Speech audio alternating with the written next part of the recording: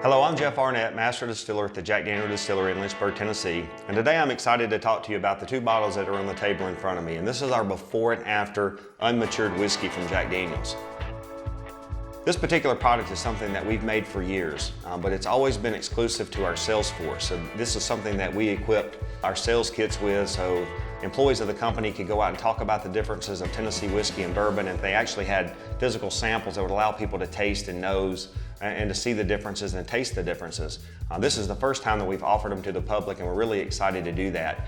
But in offering them for the first time, we felt like these need to really kind of go out with a set of instructions about how they should be tasted and nosed and interpreted. So hopefully this video will be handy to help you understand how to pour these. You can do exactly what I've done. I would just pour a little bit of the before and a little bit of the after. Make sure that you know which glass is which. You can mark the glasses if you need to. But I think you want to start off by nosing them first. So, when we say before, this means before charcoal mellowing. So the liquid in the before bottle, if we were to put that directly into our new toasted and charred oak barrel, then we would call ourselves Jack Daniel's Tennessee Bourbon. So this is an opportunity to actually taste Jack Daniel's in its bourbon form, if you want to do that. But just pick it up and nose it. And I've presented this many times over the years. When I ask people what does it smell like to them, the thing that I most typically hear is that it smells like yeast, or it smells like bread, or what we describe it here as is it has a grainy nose. You definitely can smell a little bit hint of the corn in this. I know people who've had moonshine before who said that it smells like a jar of moonshine to them, which would not be that inaccurate actually. But we normally go through this part of our process at 140 proof. What we've bottled for you is at 80, and that's just, trust me, that's a much better proof point for you to be able to taste the product and sample it and to see the differences in it. But start off with the before, nose it, and then pick up the after and compare it. I think what you'll notice is that it's definitely different. In talking with people who've been through tastings of mine over the years, they'll say, well, it doesn't smell as much. It smells lighter, it smells cleaner, it smells sweeter. When our tasters are doing this part of the process, our official whiskey tasters at Jack Daniel's, I always tell them that it should have a distinct absence of grainy nose. So you smell the difference, and it's like one is grainy, one is not. So we do this individually on every single vat. So we always want to make sure that there's an absence of graininess on the nose before we move to taste. But let's go back to the before glass. Pick it up.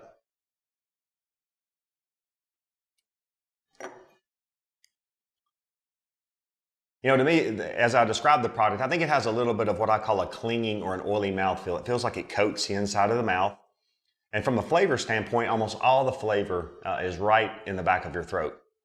I've told our tasters here, it's not just what you taste, but it's where you taste it that you need to pay attention to, because our palates are not random. I think salty is slightly random. You can detect saltiness no matter where it is on the tongue, but everything else is largely grouped. So your sweet taste buds are on the tip of your tongue, your sour taste buds are on the sides of your tongue and underneath, and then your bitter taste buds are located on the back of your tongue and throat. So the fact that the flavor of the before is all in the back of the throat means those are bitter flavors. If you read historical documents about bourbon whiskey, the ways that the barrel benefited the new spirit was that it would soften its bitter edge, or some phrasing of that. What you're tasting in the before glass, I described, that is the bitter edge. It's sort of that element of flavor about a bourbon that led it to be placed into a barrel to be softened and matured over the years. Let's go ahead and rinse away. And let's go ahead, before we forget what the before tasted like, go ahead and try the after. When it comes to the differences of the after whiskey, this of course, after means this has gone through 10 feet of hard sugar maple charcoal. This is no longer bourbon, but this is a proper Tennessee whiskey that's defined by state law. It has a different nose, but it also has a different mouthfeel. It's much cleaner and lighter. It's less clingy and oily in the mouth. It feels much lighter.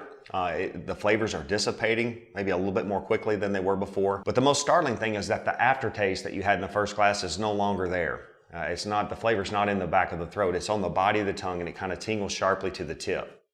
So people have asked me, what is it that charcoal mellowing does for Jack Daniel's, and why is it that Tennessee whiskeys are different than bourbons? It's a slang term, but I'll say that charcoal mellowing sweetens the whiskey, and it's because it brings it from the bitter zone in the back of the tongue, brings it forward in the mouth into the sweet zone. The way that charcoal works is it absorbs bitterness into itself. So it doesn't add, you can see it adds no color.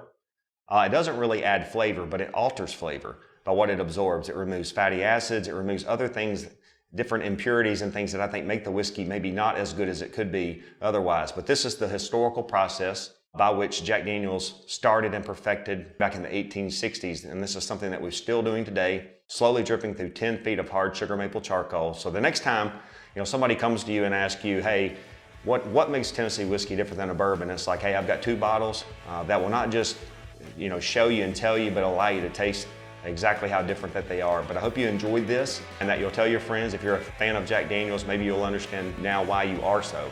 Regardless of whether or not you're drinking our before and after whiskey or one of our mature products, we just ask that whatever you do, that you'll drink responsibly and always enjoy yourself. Cheers.